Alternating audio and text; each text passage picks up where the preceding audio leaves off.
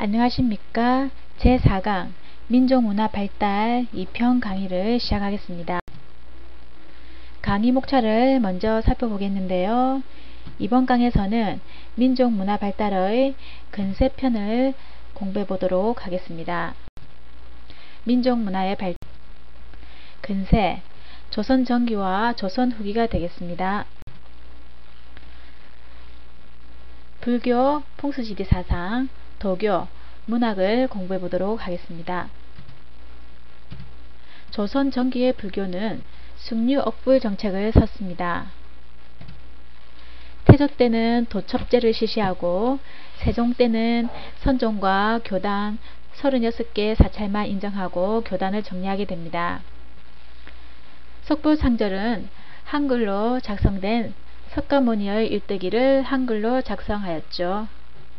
세조 때에는 간경도감을 설치하는데 여기에서 불교 경전을 한글로 번역합니다. 명종 때에는 보우라는 스님이 있습니다. 그리고 불교를 지원하고 승가제도가 잠시 부활하게 됩니다. 풍수지리사상으로는 한양천도가 있고 산송이 있습니다. 도교는 소격서가 있는데 초제를 주관하죠. 후에 조광조가 소격서 폐지를 주장하다가 기묘사화에서 화를 당하게 됩니다. 문학은 성종 때 서거정이 편찬한 동문서원이 있습니다. 우리 문학을 집대성했고요. 삼국에서 조선 초기까지의 시와 산문 중 빼어난 것을 골라 편찬하였습니다. 글씨체는 조선 후기에 김정희의 추사세가 유행합니다. 유학을 공부해 보도록 하겠습니다. 중앙에는 성균관, 사부학당이 있고 지방에는 향교, 서원, 서당이 있습니다.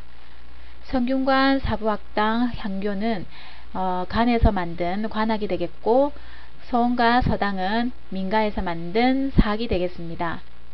향교는 부목 균원에 한 개씩 설치했고 대성전에서 성현의 제사를 지내고 명륜당에서는 유생에게 교육을 합니다.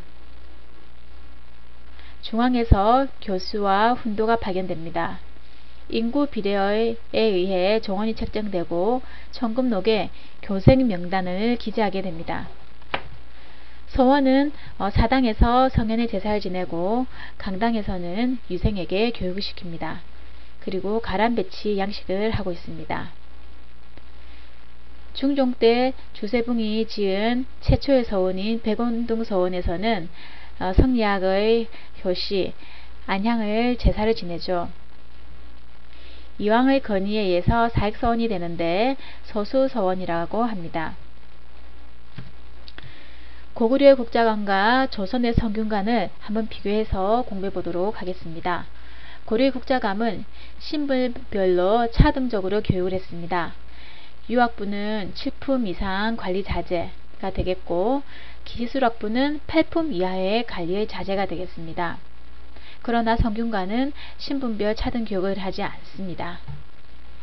고려 국자감은 기술학 교육을 하게 되는데요. 율학과 서학, 산학을 교육하게 됩니다. 나머지는 해당 관청에서 하게 되지만 성균관은 기술교육은 100% 해당 관청에서 하게 됩니다. 고려 국자감은 편민이 입학 가능하고 기술학부에 입학이 가능합니다. 그러나 성균관은 그렇지 않습니다. 서로 비교해서 알아두시기 바랍니다. 교육기관과 과거제도에 대해서 공부해 보도록 하겠습니다. 지방에 서당이 있고 사부학당, 향교가 있습니다. 사부학당과 향교에서 그를 거쳐서 속가를 실시하는데 속가는 우리 지금의 대학 시험이 되겠습니다. 대학을 가기 위해서 시험을 치는 거죠. 다른 말로는 생원시, 진사시라고도 하고 3년마다 시험이 있겠습니다. 시험을 치른 후에 대학 기능인 성균관에 입학을 하거나 아니면 하급 관료로 나가게 되는데요. 다시 성균관과 하급 관료는 대가를 칠 수가 있습니다. 대과는 지금의 공무원 시험이 되겠습니다. 다른 말은 식년시 문과라고도 하고 3년마다 치루어지게 되겠습니다. 그리고 33명을 선출합니다. 과거제도 공부해 보도록 하겠습니다. 법적으로는 양인도 과거가 응시가 가능하지만 현실적으로는 굉장히 어렵습니다. 고려와 조선을 구분해서 공부를 해야 되는데 고려는 문과, 승과, 작가가 있는데 문과는 없는 게 특징이 되겠습니다. 문과에서도 재수과, 명경과가 있는데 명경과보다는 재수과가 우대합니다. 재수과는 한문학을 공부하는 것이고 명경과는 유교 경전을 공부하는 것이죠. 백정들은 주로 작가의 응시를 하게 됩니다. 조선은 문과, 무과, 잡과가 있고 승과가 없는 것이 특징이 되겠습니다. 대가인 식년시는 정기시험이고 별시는 부정기시험이 되겠습니다. 신영시는 3년마다 치러지는 거죠. 신영시는 다시 초시, 복시, 전시가 있는데요. 초시에는 인구 비례에 의해서 뽑게 되고 복시에는 33명을 선출하게 됩니다. 전시는 그것을 서열을 가르게 되는 거죠. 별시는 알성시, 증광시가 있는데 알성시는 왕의 문묘 참배 후에 치러지는 시험이 되겠고 증광시는 나라에 경사가 있을 때 치러지는 시험이 되겠습니다. 역사에 대해서 공부해 보도록 하겠습니다. 역사는 15세기에는 자주적인 성향을 가지고 있고 16세기에는 조나주의적, 즉 사대주의적인 성향을 가지고 있습니다. 15세기에는 고려의 역사, 통사, 전체사라고 하죠. 하고 실록 세 가지로 분류해서 공부해 보도록 하겠습니다. 고려 역사를 쓴 역사책으로는 고려국사, 고려사, 고려사전료가 있는데 고려국사는 정도전이 만들게 됩니다. 그리고 고려사는 기전체로 되어 있죠. 고려사전료는 편년체로 되어 있습니다. 통사는 동국통감, 삼국사 전료가 있는데 서거정이 동국통감을 만듭니다. 세조 때 시작해서 성종에 완성이 되죠. 그리고 고조선에서 고려까지의 통사가 되겠습니다. 삼국사 전료는 역시 서거정이 만들게 되고 성종 때 만들게 됩니다. 편년체로 되어 있고 고조선에서 삼국까지의 통사가 되겠습니다. 실록은 조선왕조실록이 있는데 사후에 편찬합니다. 그리고 춘추관에서 기록하죠.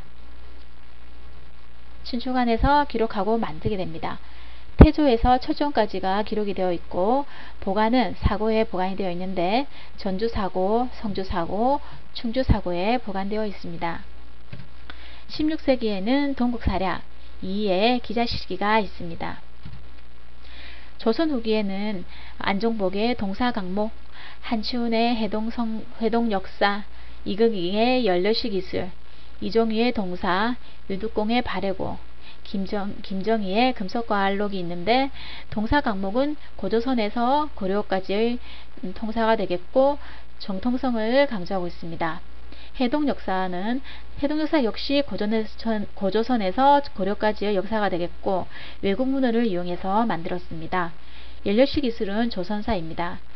동사는 고려사이고 발해고는 발해사인데 이 두 역사서는 역사의 시야를 만주지방까지 확대됨을 알 수가 있습니다.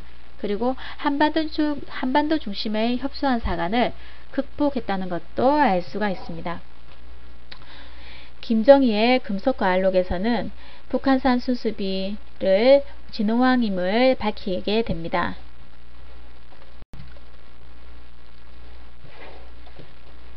우리나라 지도와 지리지, 세계지도, 윤리서울에서 법전에 대해서 공부해 보도록 하겠습니다. 15세기에는 태종의 팔도도, 세조의 동국지도가 있습니다.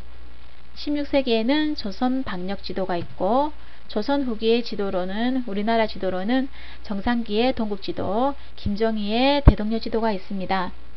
동국지도는 18세기에 만들어졌고 백리척 축척을 사용하죠.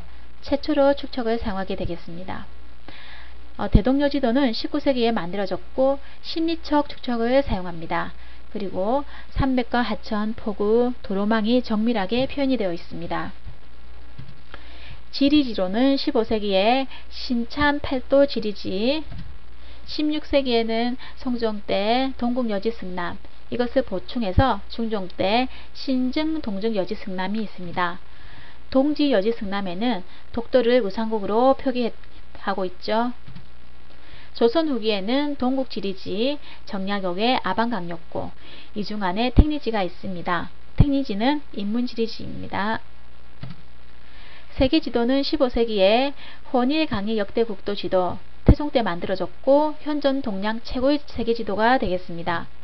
조선 후기에는 권요, 만국, 전도가 있습니다. 윤리서로는 세종 때 쓰여진 삼강행실도가 있습니다. 충신과 연례에 대해서 적혀 있고요. 그림도 있고 글도 있습니다. 그리고 성종 때 국조의례가 있습니다. 16세기에는 이륜행실도가 있고 동명선습이 있습니다. 법전으로는 태조 때 지어진 조선 경국전, 정도전이 만들게 되고요. 그리고 경제문갑, 경제육전, 경국대전이 있죠. 경국대전은 세조 때 만들어져서 성종 때 완성이 되는 조선의 대표적인 법전이 되겠습니다.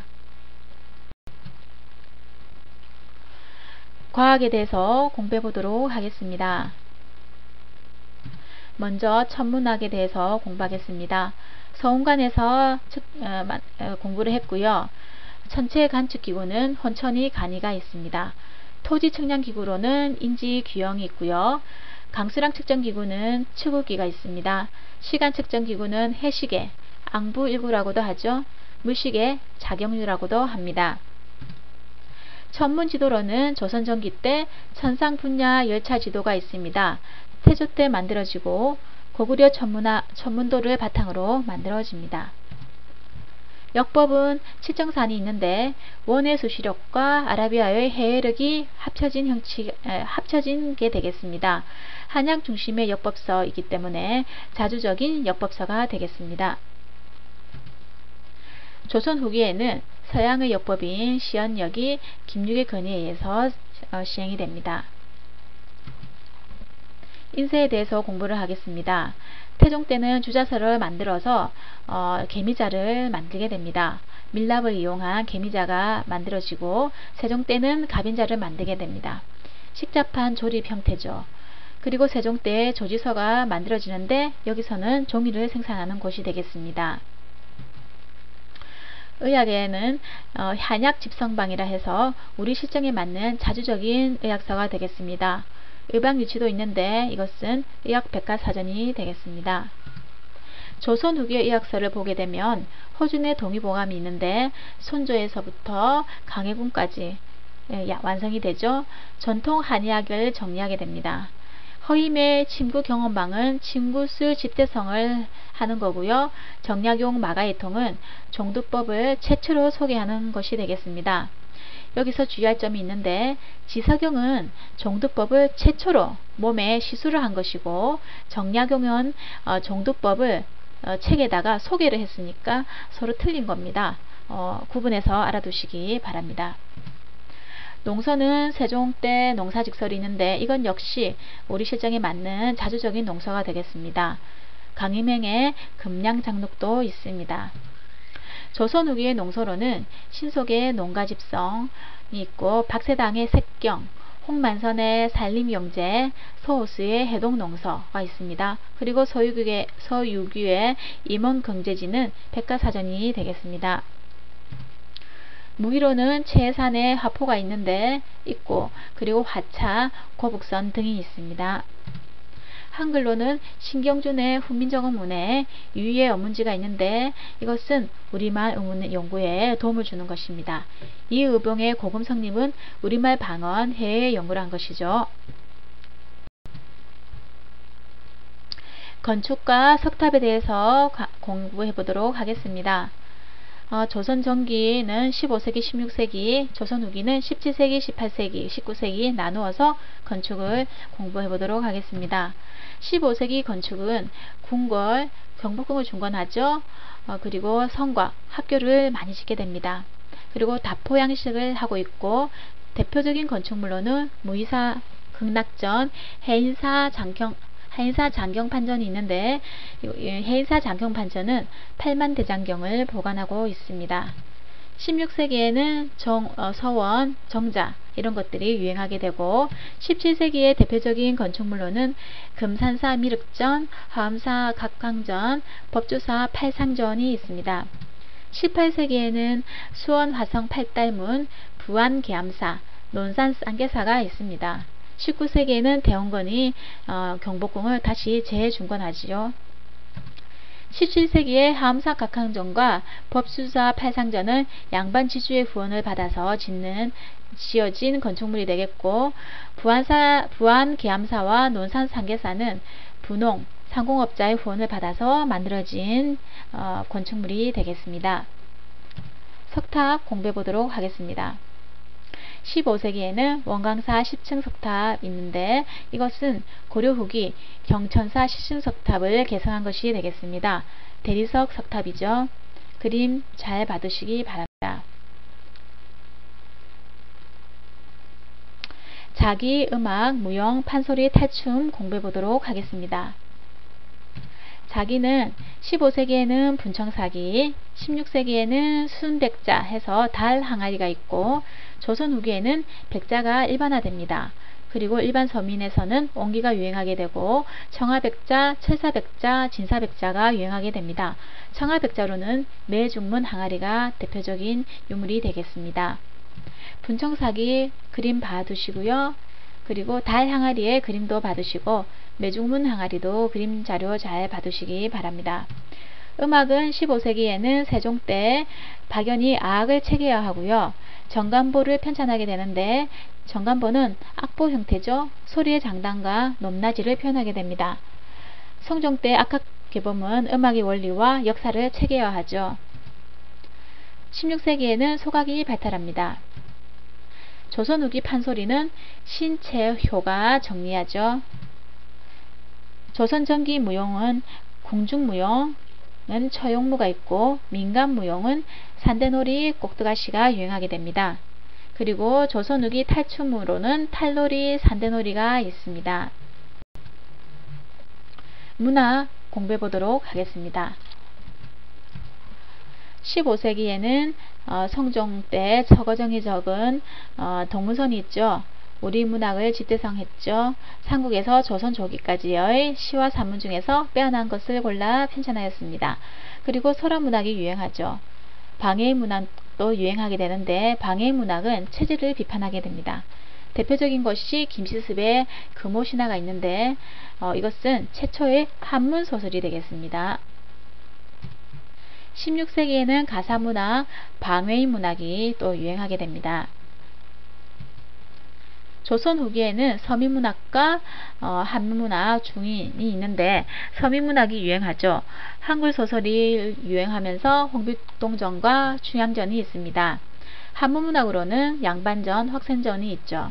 중인들은 시사를 조직하게 됩니다. 그림 공부해 보도록 하겠습니다. 15세기에는 안견의 목류도원도, 강해안의 고사간수도가 있습니다. 안견의 목류도원도는 현실 세계와 이상 세계의 조화가 담겨져 있습니다. 안평대군의 꿈의 내용을 그린 것이죠. 고사간수도 그림 봐주시고요.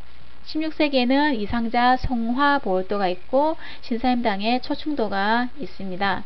성화보울도 그림 봐주시고 신사임당의 초충도도 그림 봐주시기 바랍니다. 그리고 16세기에는 사군자 그리고 여룡문이 있는데 여룡문은 신사임당 헌안설원이 되겠습니다. 조선 후기에는 진경산수와 풍속화, 민화가 유행합니다. 진경산수화는 우리의 경치를 그리는 거죠. 대표적인 것이 정선의 인환재색도, 금강전도가 있습니다. 그림 잘 봐두시기 바랍니다. 풍속화로는 김홍도에 서당이 있고 신윤북에 단오풍정이 있습니다. 그림 잘 봐두시고요. 강세항에 영통골 입구도도 있고 김정희의 세안도 그림도 잘 봐주시기 바랍니다. 민화는 작자 미상이죠. 보면 호랑이 그림이 있습니다. 잘 봐두시기 바랍니다. 성리학의 발달 서경덕의 학파, 서경덕 학파, 조식 학파, 이왕 학파, 이학파, 성원 학파가 있습니다. 서경덕 학파는 기를 중시하고요. 조식 학파는 경을 중시합니다. 그리고 임진왜란 때 의병으로 활동하죠. 강해군 때에는 북인 정권이 되겠습니다. 이황 학파는 경과 리를 주시하게 되고요. 이기이원론을 주장하게 됩니다. 해안향약, 파주향약이 있고 저서로는 주자서 전료, 성학십도가 있습니다. 성학십도는 군주가 성이 되기 위해서는 스스로 해라 라는 내용이 되겠고, 이황은 이상주의자가 되겠습니다. 일본 성리학에 영향을 주죠. 이이학파는 기를 중요시하죠.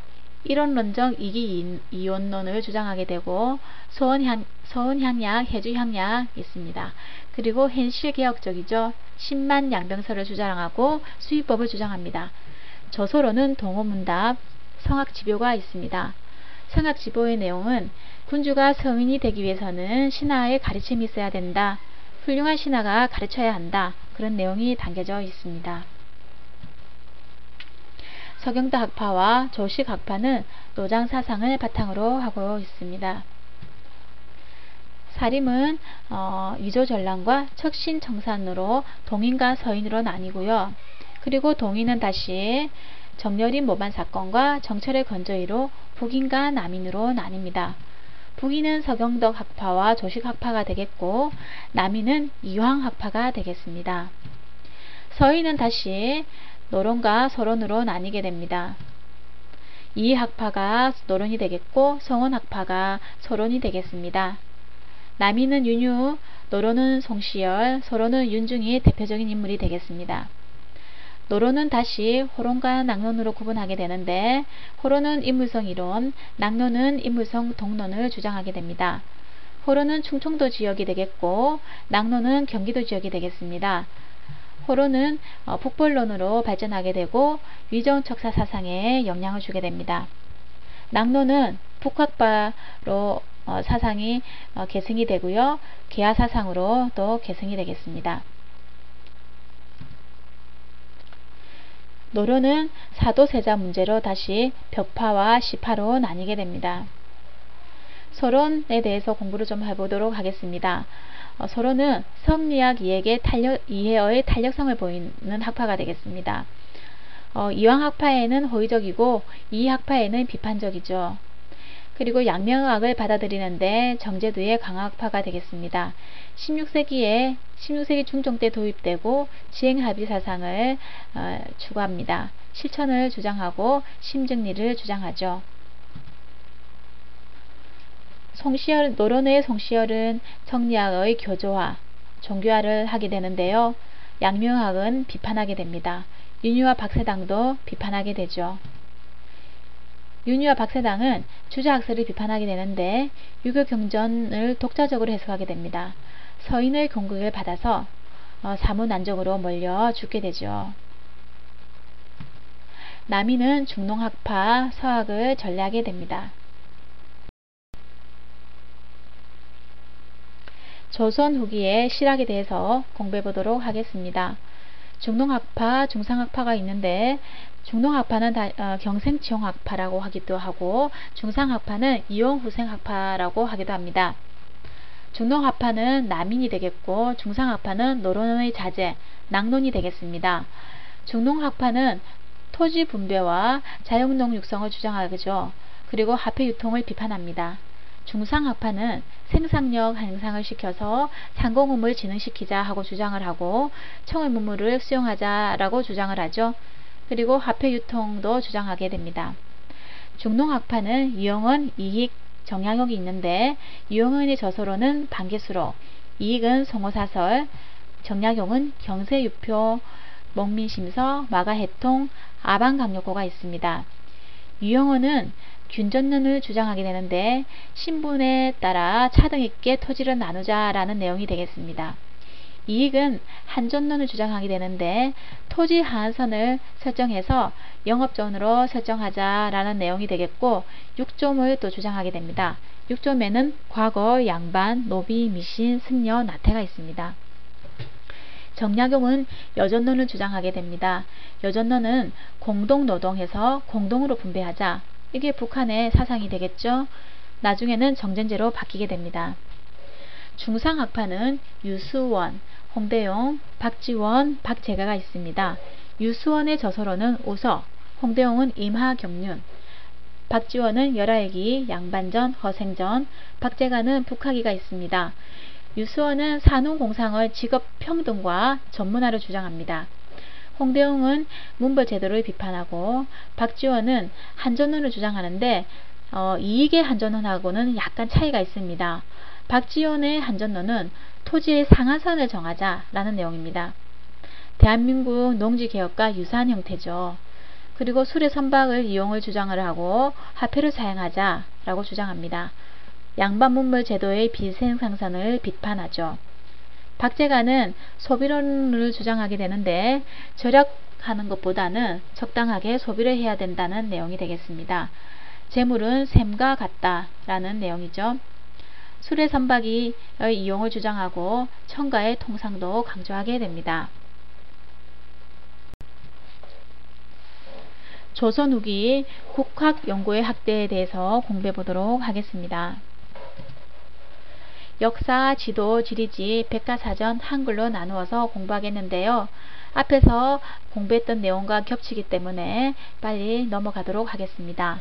역사서로는 안정복의 동사강목, 한치훈의 해동역사, 이긍희의 열려시기술, 이종희의 동사, 유득공의 발해고, 김정희의 금석과활록이 있습니다. 동사강목은 정통성을 중요하게 여기는 거죠. 그리고 이종희의 동사와 유득공의 발해고는 역사의 시야를 만주지역까지 확대하는 것을 보입니다. 지도로는 정상기의 동국지도, 김정호의 대동여지도가 있습니다. 동국지도는 최초의 축척을 사용했죠. 백리척을 사용했고 대동여지도는 십리척을 사용했습니다. 목판으로 되어 있고 지도첩으로 되어 있습니다. 지리지도는 역사지리지, 인문지리지가 있는데 역사지리지는 한백겸의 동국지리지, 정약용의 아방강력고가 있습니다. 인문지리지로는 이중환의 텐리지가 있습니다. 백과사전은 두 개로 분류해서 공부해야 되는데 개인을 중심으로 한 백과사전, 국가를 중심으로 한 백과사전을 공부해야 됩니다. 개인을 먼저 공부해 보도록 하겠습니다. 이수광의 지복유설, 이익의 성어사설, 이동무의 청장간전서, 서유기의 임원경제지, 이규경의 어주연문 장전상고가 있습니다. 국가에 대한 백과사전은 동국문헌비고가 있습니다. 한글로는 신경준의 훈민정음운해, 유의 언문지, 이 두 한글은 우리말 어문을 연구한 것이죠. 이의병의 고금성림, 이거는 우리말 방언과 해를 연구한 것입니다.